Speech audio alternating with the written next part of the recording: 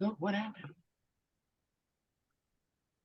Hello, hello, welcome. Good evening. Good evening. Hey. Good to have you in the PBC virtual space this evening. We'll give just a minute for folks to join. Hope everyone is doing well. I am going to rename myself.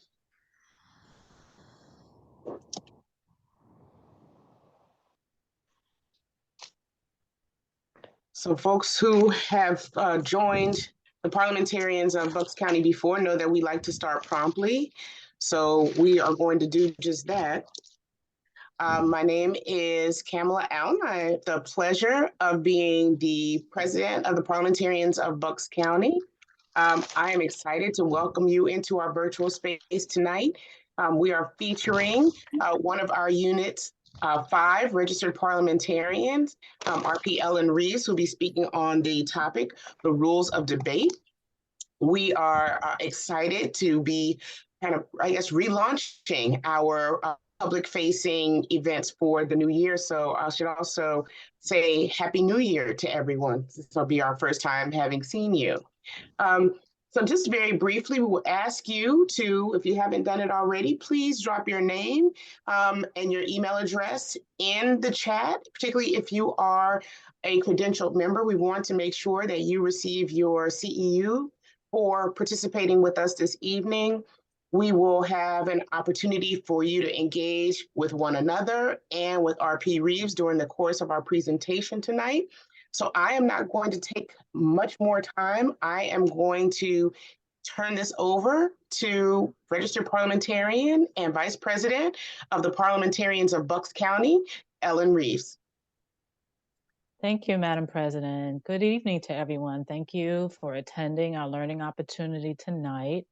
And we're going to do a sort of a deep dive into the rules of debate. Now, for the most part, I am going to go off camera just to let you know, just to save my bandwidth, because, you know, my Wi-Fi is a little janky over here. But I just wanted to just say hello and to thank everyone before I do that. So let me just stop my video. Okay. Now, debate, for the most part, has a different meaning depending on the context. So in our political system, debate involves each candidate exposing their political opinions to the public and critiquing their opponents. In a deliberative assembly, which is what we share as a group, debate is really a discussion within the meeting to make a decision on a pending question or pending business. And each item being considered is entitled to full and free debate in parliamentary law. So there are established rules that we're going to go over today that govern debate, and we'll explore further. Here's our learning objectives. Attendees will be able to identify the various speaking rules in debate, learn who has preference in recognition. You will also learn what the chair can and cannot do when a member refuses to adhere to the rules, as well as learn when a member assigned the floor can and cannot be interrupted. So here's our agenda. We're going to talk about the debatability of motions, and that may not be a word that people are familiar with, but we're going to break it down a little bit. Talk about the rules of conduct specifically, other rules such as decorum, preference and recognition, speaking rules. As I mentioned, interruption of a member assigned the floor. Also, what does a chair do when the person, doesn't adhere to the rules? The rules specifically for the chair's participation. And then we'll talk about the motions that you may be familiar with to limit or extend the limits of debate. And then finally, we'll talk about closing debate. So I wanted to start with just a quote to... That's okay. I want to talk about this quote. Let's start off just to set the intention, to set everyone in the right mindset It goes, the aim of argument or of discussion should not be victory, but progress. Because that's what parliamentary law is, the foundation, right? Is that everyone has an opportunity to speak, everyone has specific rights. So it's not a win-lose type of setting. It's more of collaboration. So victory should not be in the mindset, but progress to move the business of the organization along. So I just wanted to set the intention with this quote. But let's start with just a little quiz. And if you can put your answers in the chat. True or false, a member of a deliberative assembly has the right to speak in debate. True or false? And if my tech team can just tell me if we've got a couple of answers. I'm seeing a number of truths. True. Number of truths. Mm-hmm. All right. Yeah, so far. You are true. correct. You are correct. The truths have it, absolutely. That is one of the basic rights to speak in debate. Let's move on. Now let's talk about debatability. Debatability of motion specifically. And if you are familiar with Robert's rules, you will know that there are sections of it that talk about whether a motion is debatable or undebatable. And I just want to put this in some context and just help you understand what that means. That's the classification, whether they are debatable or undebatable, depending on what you want to use them for, right? For the most part, we want to avoid interrupting meetings or extending them longer than is necessary. And we don't want anyone to use motions as a weapon to do that. So you have to think about, what are you using this motion for, right? What point are you trying to make? Are you doing it just because you can? Are you doing it to extend the meeting, to cause delay unnecessarily? Is this even a good point to raise as you think about bringing the motion to the floor? You have to ask yourself that, right? So for the most part, the purpose of the debate rules are to ensure that meetings go orderly, respectfully, and move efficiently. So as a reminder about whether or not the motion itself is debatable or undebatable, you got to ask yourself, what is the purpose for this motion, and what is the effect that it will have, right? Every member has the right to speak to every debatable motion, and there are a couple of limitations, however. But I just want you to understand the concept of debatability. So again, it's just a matter of, will this motion interrupt business? Will this motion cause our members to lose their rights? So you have to be very careful when you decide to put a motion on the floor at any time. So let's get into the rules of conduct. So I just want everyone to know, debate shouldn't be personal. It shouldn't be used as a personal attack. So the first one, maintain a courteous tone. That means you don't attack another member verbally. You refrain from speaking against your own motion because it would be counterproductive. You don't address the members directly. You make all of your remarks to and through the chair. So for example, you would say, Madam Chair, after you've been recognized, Member Smith may have said something incorrectly. So you don't go directly, Member Smith, you don't know what you're talking about. That's not proper decorum. That's not the proper way to conduct yourself in a meeting. So you address all of the remarks to and through the chair. Number 4, refrain from disturbing the assembly.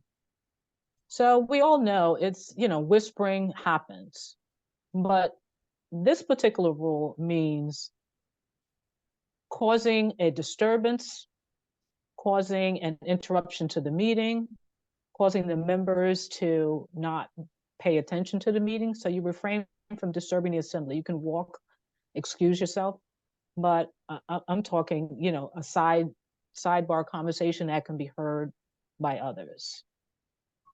Now, there are times where you have to interrupt the speaker or interrupt the chair to give a motion that's proper. That's the only time you would cause a disturbance using an interrupting motion. And the last one, you cannot speak unless you've been assigned the floor by the presiding officer. Now, when I talked about these interrupting motions, which we will get into, someone can also raise a point of order, which is one of those times you would interrupt the speaker. Either the rules have been broken or there's a sense of urgency that calls for the interruption. Now let's go a little bit further into decorum. So, and decorum relates to the orderliness, it relates to civility and the politeness of the members interacting with one another. So you refrain from naming the person, that means accusing them or calling them out, we'll say, or speaking directly to a member. Remember, the comments or your remarks should be delivered to and through the chair. The second one, you cannot offer comment regarding their opinion or, comment on what they've said or assume that their intention is of not in the right context where it should be. And the third one, the statement must be germane to the pending motion. So when you go to speak, it has to be relevant to what's going on. It has to be relevant to the pending motion or the pending question.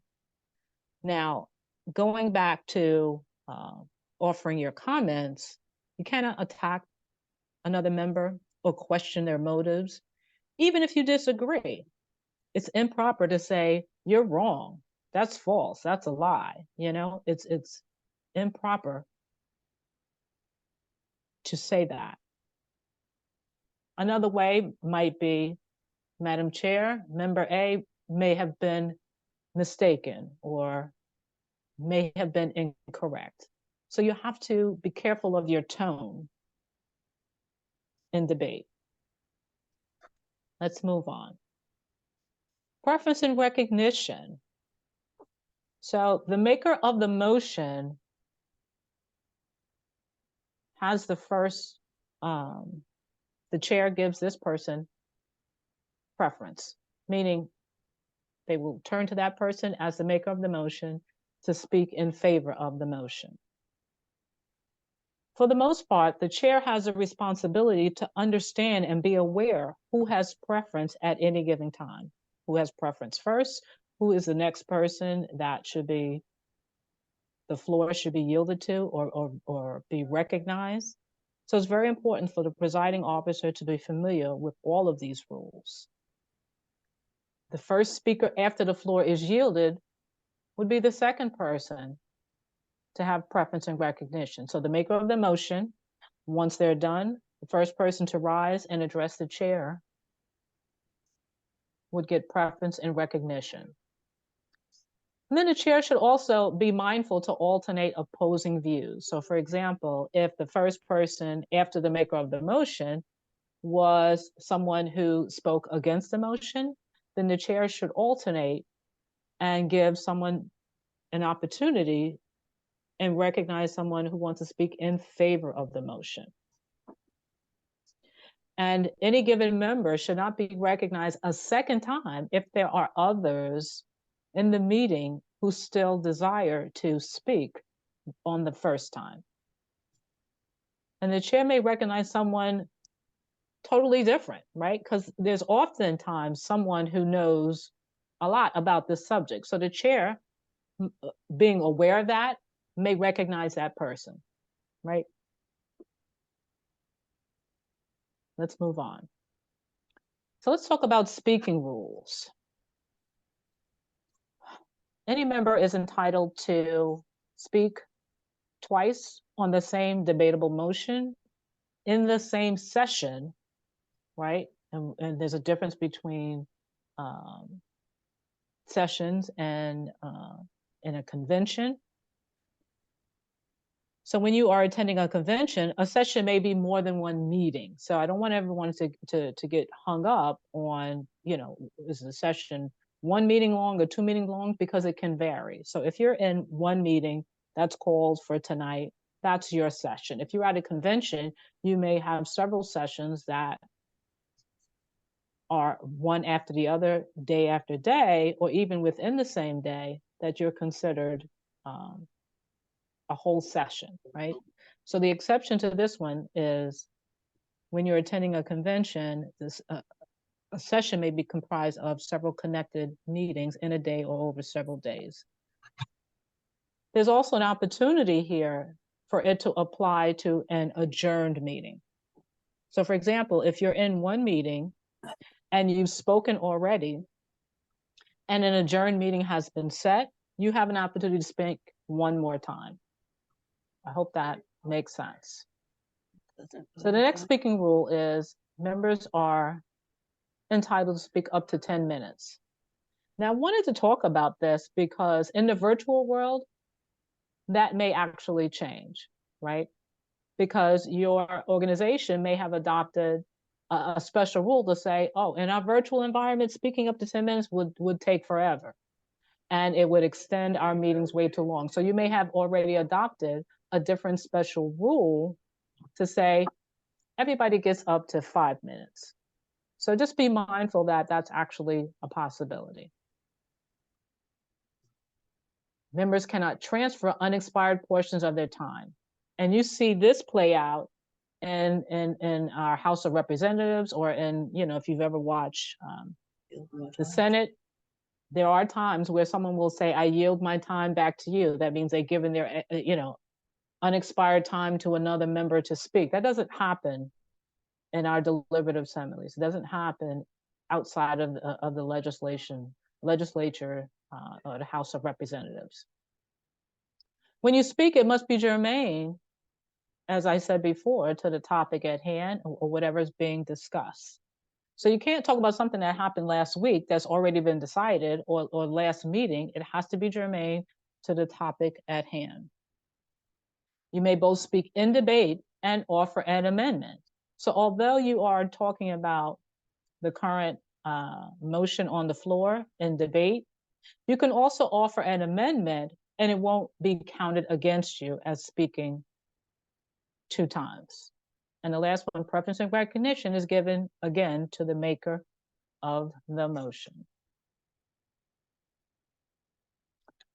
Interruption of a member assigned the floor. So these are the scenarios and these are the examples of when you can interrupt a member when they've already been assigned the floor. These, like I said before, it has to do with the urgency of the situation, or it has to do with a breach of the rules. So calling for the orders of the day, which kind of puts everybody level set back to where they should be on the agenda. Another reason to interrupt is to raise a question of privilege. An example of that would be something that pertains to the rights or the privileges of the members. And then the chair would rule if it's even proper at this time to interrupt the assembly. So the chair would make a ruling on that and also determine whether or not it's really urgent. So the third one, raise a point of order. I talked about this, due to a breach of the rules of the assembly. Maybe someone, broke one of the rules, whether it's decorum or debate or, some other rule that's been established by your organization. And a person raises a point of order to the chair to bring it to their attention. That's a reason to interrupt the member that's been assigned the floor and speaking. When you want to call for a separate vote on a set of amendments that have been introduced or a set of resolutions. So if the motion on the floor or the pending question is a set of amendments or a set of resolutions, and you would like to take them one at a time, this would be appropriate to say, Madam Chair or Mr. Chairman, I move for to divide these votes into separate resolutions, meaning vote on them one by one, right? And the last one, a request or inquiry that requires an immediate response. Whether that's, again, something, the temperature, or someone's not feeling well, something that, you know, is a very urgent that cannot wait. Some other exceptions would be to raise an appeal of the decision of the chair. Another example would be to object to the consideration of a question. So if you don't even want the question to be raised, or the members to even consider the question, and you want to raise that objection, that would be another opportunity to interrupt the member. And again, a division of the assembly for a vote. Let me pause there. Are there any questions just yet?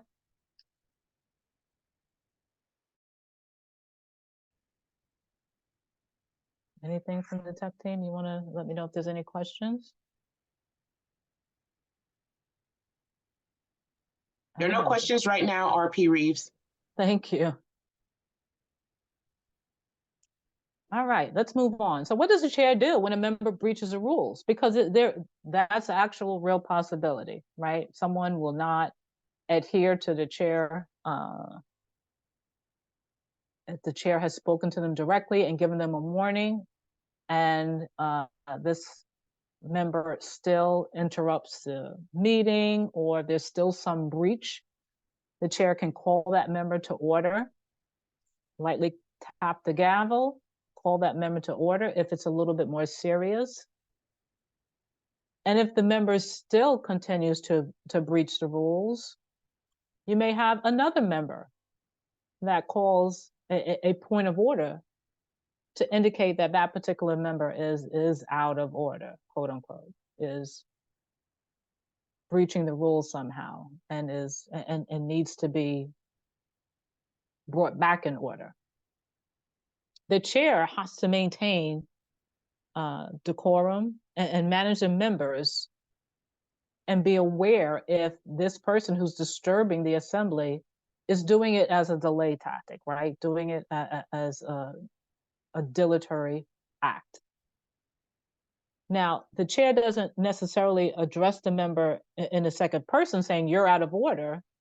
However, there is a way that the chair can have the secretary write the person's name down and write what they're saying, to kind of give them a signal that, okay, I'm not playing this time, you know, and this is getting to a period where it's very serious, and the chair has to assert their authority at this time. And if it gets to that point, that the chair would then at that point say, shall the member be allowed to, we'll put the question to the assembly, shall the member be allowed to continue speaking? Because, you know, the chair recognizes that they've given this person an opportunity, they've warned them, they've rapped the gavel, and the person is still out of control, or just being uncooperative. If the breach continues, the chair again can direct the secretary to take down the objectionable or disorderly words. But that's a training for another day when we talk, because that goes into discipline. And, you know, I didn't want to get too deep into that, but that would be the start of that whole process. But as a chair, you just need to recognize that there are times where you have to assert your authority, and there's a way to do it, and there's certain specific steps that we've outlined here that I wanted everyone to be aware of. So let's talk a little bit more about the chair, and what else the chair does, and how the chair can participate at certain times, right? For the most part, in the normal course of debate, the chair doesn't enter discussion. If they're in a committee, or if they're in a executive board or, you know, executive committee meeting, the chair can informally enter the discussion. But in the larger assembly where the chair is presiding, they don't necessarily enter debate, right? They are a member of the assembly, so they do have the right to participate in debate, but it just would compromise their role and their impartiality if they did it while in the front of the assembly. So what they would have to do is they would have to relinquish their chair, right? Relinquish their seat to the vice president, the vice chair, or to someone else who they've designated to temporarily sit in the seat as chair and preside over the rest of that motion or that process or that vote, whatever's going on right at that moment, not for the rest of the day, just to process the rest of that motion or dispose of that issue. Now, the chair also may relinquish the chair, but they can't return until the pending motion has been disposed. And the chair can't close debate, meaning they can't rush through the debate process just because they want to get to the vote. That's not proper for the chair to do that. So they alone do not have the power to close debate.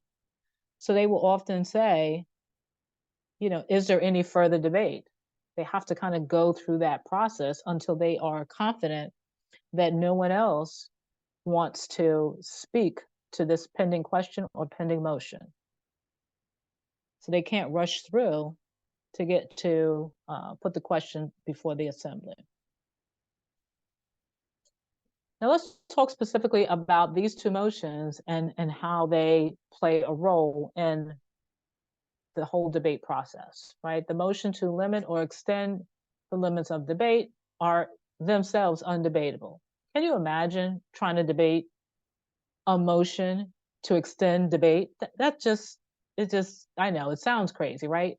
So that's why it's just not even appropriate. So you just need to know that these two motions are definitely undebatable. It wouldn't make sense to debate the issue. It can be limited or extended just for this session, or you can consider for a specific question, but a 2/3 vote in the affirmative is needed. You can also adopt a special rule to change the limits of debate, which would be applicable to all of your meetings. But if you just want to do it for this one session or this one question, then you would indicate that in your motion, right? If you want to adopt a special rule to say, as I mentioned earlier, that the example of virtual meetings, that whenever we have a virtual meeting, debate will be limited to 5 minutes per person, or everyone gets to speak one time when we're in our virtual session. So those are options to adopt in the context of a special rule. So it might be helpful because it really, in the Zoom world, that's a very long time in terms of people's attention span. So let's practice a little bit. If I can have a member A, a member B, and a chair, I just wanted to kind of go through and help us understand how to use this motion. So can I have member A? I could be member A, Michelle Thompson. Thank you, Michelle. And who's going to be my chair?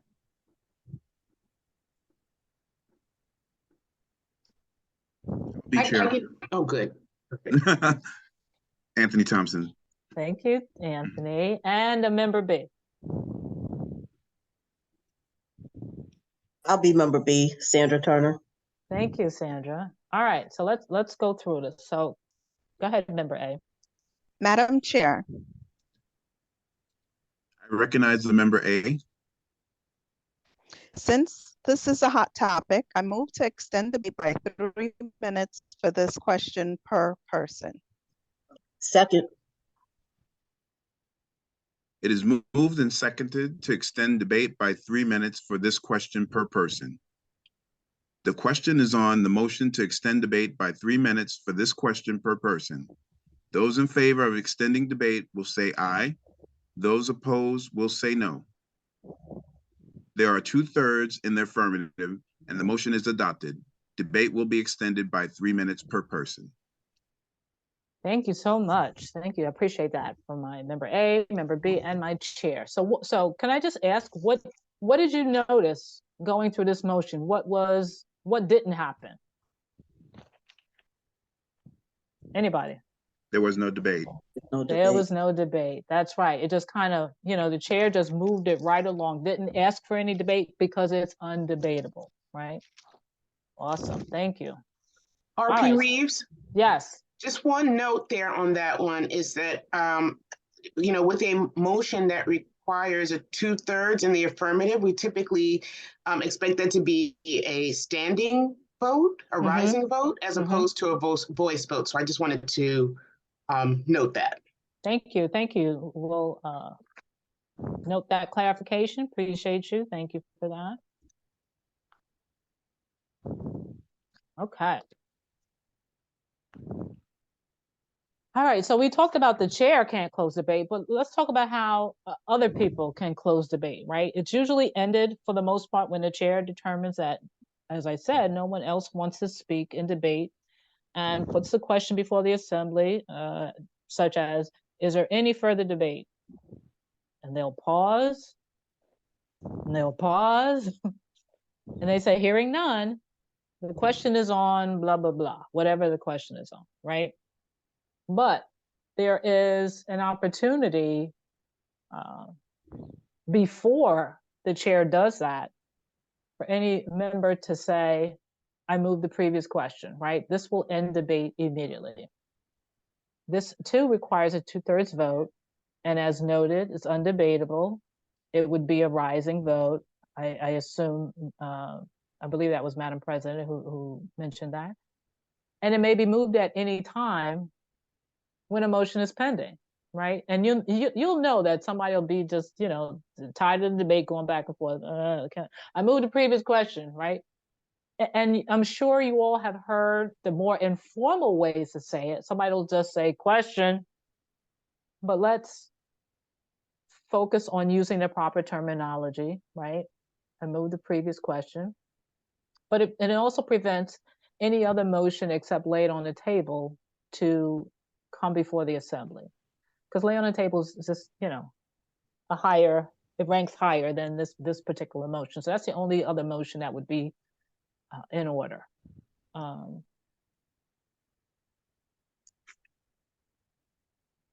Let's practice a little bit what that sounds like. So if I can have my same players, I'd appreciate that.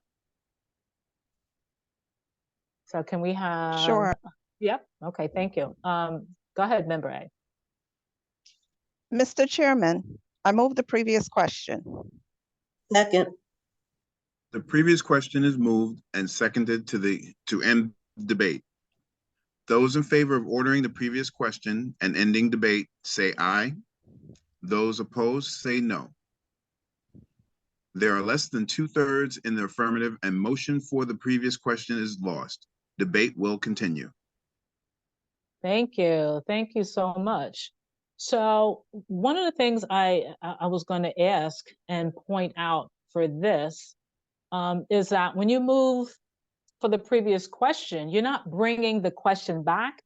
You're asking the assembly, is that what they want to do, right? Because that's what they're voting on. They're not actually voting on the question itself. They're voting on, do we even want to entertain the question right now? That's what that's about. So I want everyone to actually understand what the difference is right there. And again, this is undebatable. So that's why the chair just kind of moved right through it. And in this example, there wasn't 2/3 in the affirmative. So that means they can continue debating, right? The assembly didn't want to stop debating. So that's why the question was lost. So I hope that makes sense to everybody. This is a little chart that I came up with just to kind of review where we are. So we talked about the rules of conduct, right? Maintain a courteous tone. You can't speak out against your own motion, right? Because it makes no sense. All remarks to and through the chair, can't disturb the assembly, and you must be assigned the floor in order to speak, right? We talked about decorum, what you can and cannot do, what you should refrain from doing, speaking directly to a member. It must be, when you do say something, it must be germane to the pending motion. We talked about preference and recognition, right? Who gets the first bite at the apple, right? The maker of the motion, right? And then the next person to rise and address the chair is usually the second person, right? Or the next person. But if that person has spoken already, right, they shouldn't be recognized for a second time if there's others that need to speak first.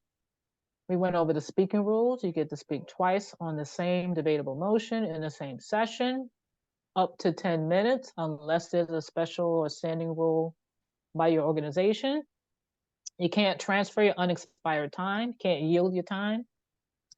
You may speak in debate and offer amendment at the same time, and it won't be counted against you, right? And then we talked about when you can interrupt, right? And when it's appropriate to call for the orders of the day, to get everybody back on the agenda, to raise a question of privilege, right? If the rules have been broken, raise a point of order, call for a separate vote on specific amendments or resolutions. And then we talked a little bit more about participation by the chair. They have to be neutral, right? They don't usually enter in discussion, except when they're in a committee or a board. If they do want to offer their opinion, they must relinquish the chair, must relinquish their seat to whomever is they've designated next in charge. Because at this point, they've kind of showed their hand, right? They've showed their bias. They've showed, how they actually felt or feel on that issue. So that's why they can't go back into the chair position, right? They can't be impartial anymore and must wait till it's actually disposed. And the chair cannot close debate. And we just finished talking about the previous question and how that ends debate immediately, requires a 2/3 vote in the affirmative, right? Why? Because it infringes upon a basic member right to continue in debate. It can be made at any time. And the only other motion that is higher is to lay it on the table. So now we're coming to a close. So I wanted to do a couple of test quizzes. Every member, and just put true or false in the chat. Every member of a deliberative assembly has a right to speak up to 5 minutes each in debate. True or false? Do we have any answers? Because I can't see the chat.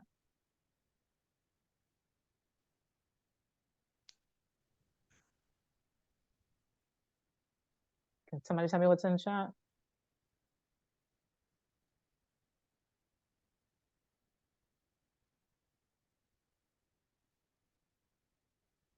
The answer is false. What's the correct answer? 10 minutes. Awesome, thank you. Next question. Members should address all their remarks in debate to and through the chair. Is that true or false? That's true.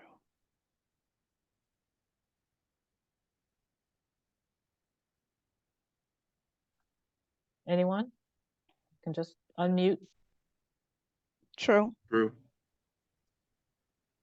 Awesome, that's right. Members cannot speak in debate unless assigned the floor.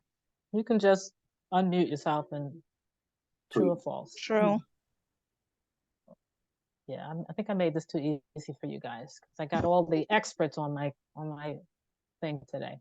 One exception to not assign the floor to the person who has preference is because someone else offered a point of order. True or false? Anyone? True. You're right, that is true. The chair does not enter into discussion except in committee and small boards. True or True. false? No. True. True. Awesome. And the last one, a member has breached the rules of decorum if they speak directly to another member or use their name. Is that True. true or false? True. True. Absolutely.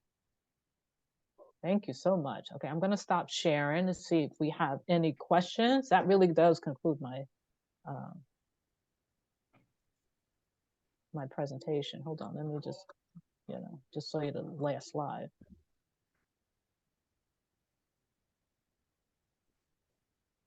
So yeah, let me just stop sharing. So thank you so much.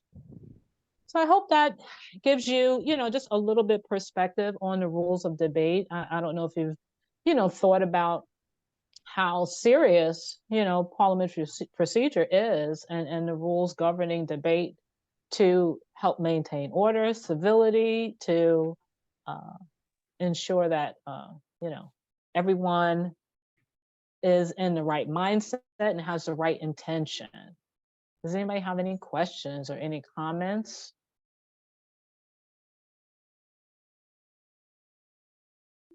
Madam Chair, I did have a question. Yes.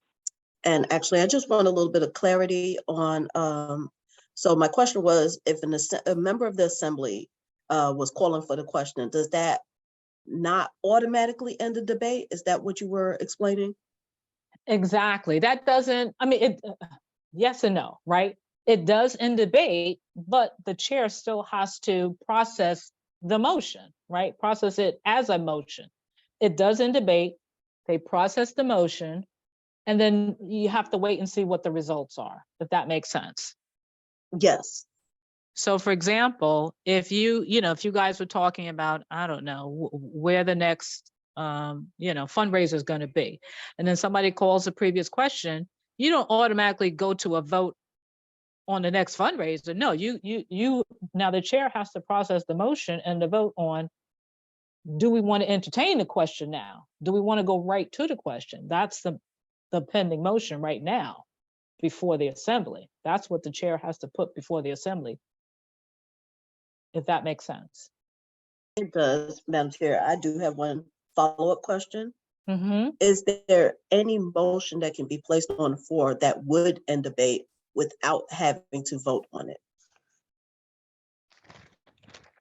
And listen, I'm calling on all my, all my other RPs on the call. Say the question one more time. Is there any motion that ends debate Without having to be up for a vote first? without having to be up? The answer is no. Yeah, I'm RP like, Reeves, no. no. Because Yeah. the question has been put in the hands of the assembly.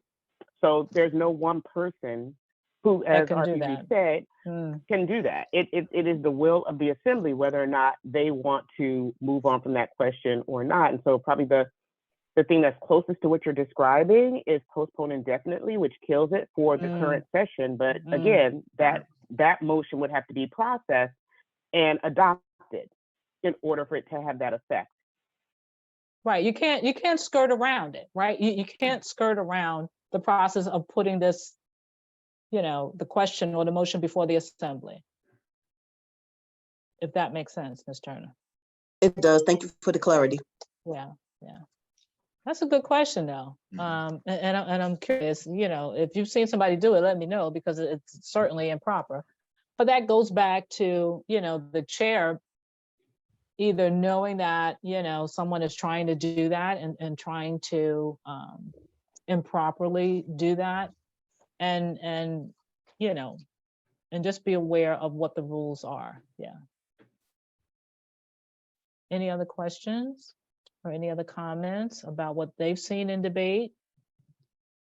And we've, I know in my, I belong to a couple of organizations, and I've seen people, use parliamentary procedure as a weapon, right? They try to throw out scenarios like this and try to be very savvy to control the debate, right? You have to be, as a chair and as a parliamentarian, if you are assisting the chair, be aware of and be ready to advise the chairperson in those scenarios. So Any other questions or comments?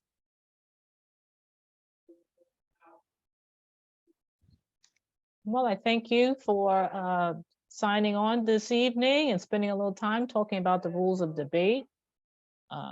Stay tuned for those who are credentialed, and put your information in the chat. I know I'm still in my thunder of my companion here, but that's all right if you haven't done so already. And you are looking for a CEU for this evening, please put your information in the chat, your name and your email address, so that we can get you that information. And I appreciate everyone for attending this evening. RP Reeves, if I might. Please, please.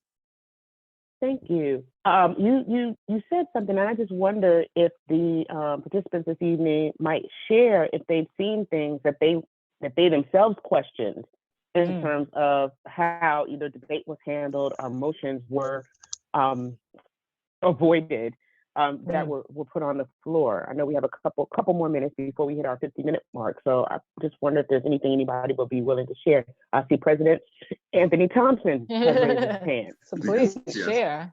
Yes. So it's funny you brought up the postponed indefinitely, because that's the one that I find is most egregiously attempted to just kill debate. And normally, if you're not aware, which most deliberative assemblies who aren't trained in parliamentary procedure properly are not aware, that doesn't just kill the debate, you still have to vote on it.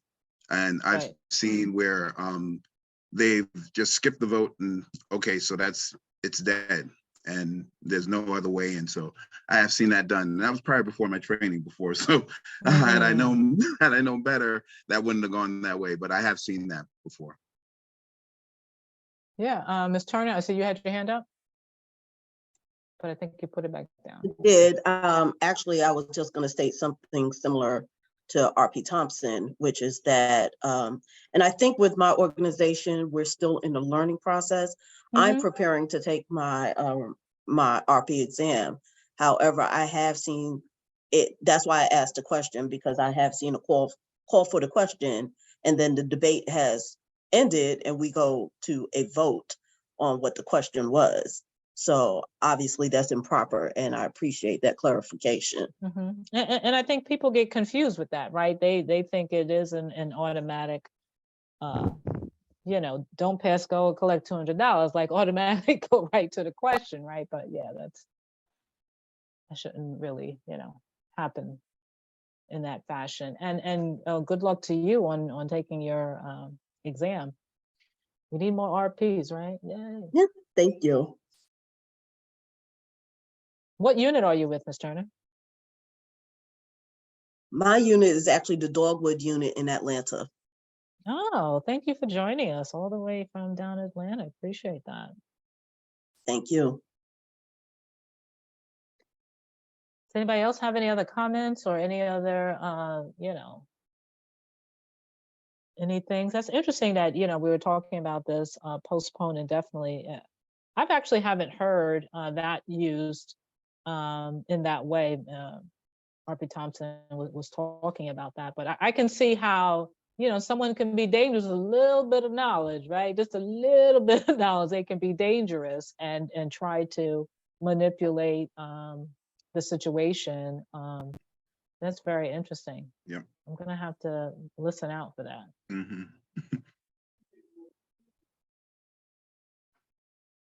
Any other comments? Well, no one else has questions. Oh, Yes, this too. is Michelle Thompson.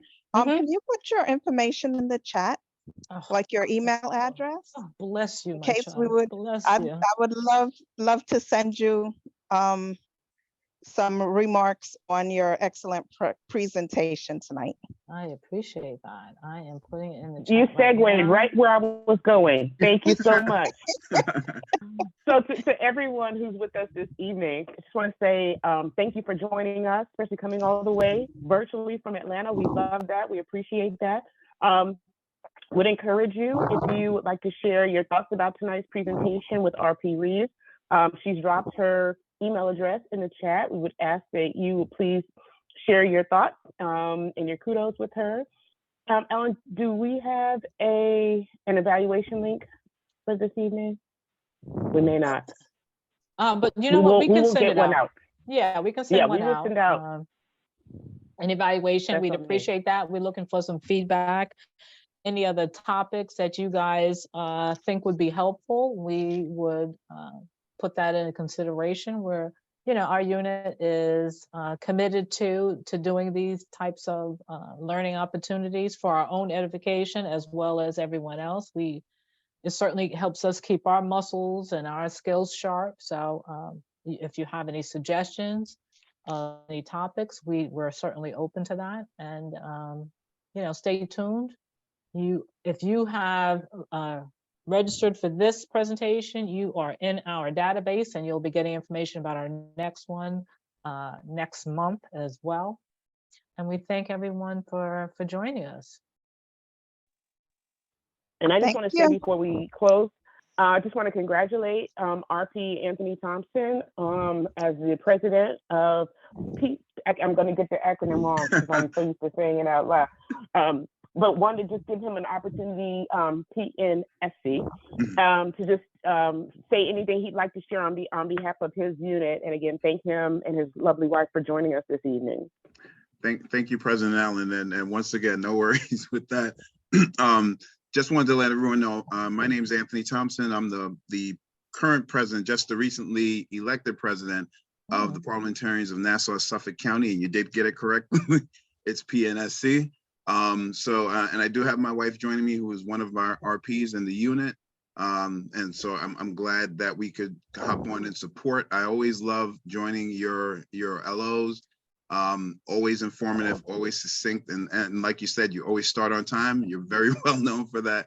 So you are definitely a model in the RP world. So we are glad to join, and thank you for having me.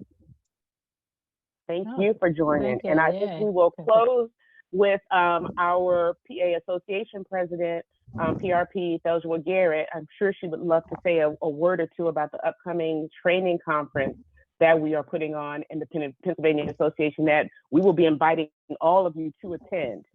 President Garrett? Oh, can't hear you, on mute.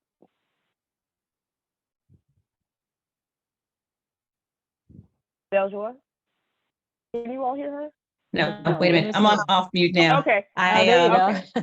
Thank you, Vice President Allen. I was just sending you a text message to do just that. So, because VP Allen is the Vice President of Pennsylvania Association and one of the coordinators for the conference. But we look forward to each of you coming out to join us on April 22nd. It is PAP's first training conference, and we're excited. We have a great lineup for you. We will just kind of tease you about one of the presenters is NAP's own national parliamentarian, Tim Wynn. So he will be conducting a workshop. So we won't give you all of the headliners for the event, but certainly share that one with you as well. We look forward to seeing you. Thank you, Ellen Reeves, who also is a member of the PAP board. She's our nominating chair, and always, as the president, look forward to and really enjoy and encourage all of our members to take that step out and do presentations, because that's a way that you learn as well, and a way that we all grow. So it was great seeing everyone. Thank you so much. And we look forward to you. I think registration we're hoping it opens up one day this week before the end of the week, and look forward to you registering and see you in attendance, both in person and virtually. So thank you, VP Ellen. Thank you, Ellen. Thank you. It's wonderful. Oh, and congratulations, Anthony. Though I don't think we ever met, but congratulations to you up there in New York. Thank you. Thank you very much. You're welcome. Yes, definitely. Thank you, Congratulations. everyone. We wish you a lovely evening. If you're a member of PDC, you know we have an in-service that starts at 7:30. So we look forward to our members jumping back on at 7:30 for a 30-minute training. And other than that, we look forward to seeing the rest of you, hopefully at our next public-facing event. Have a great evening and a great week.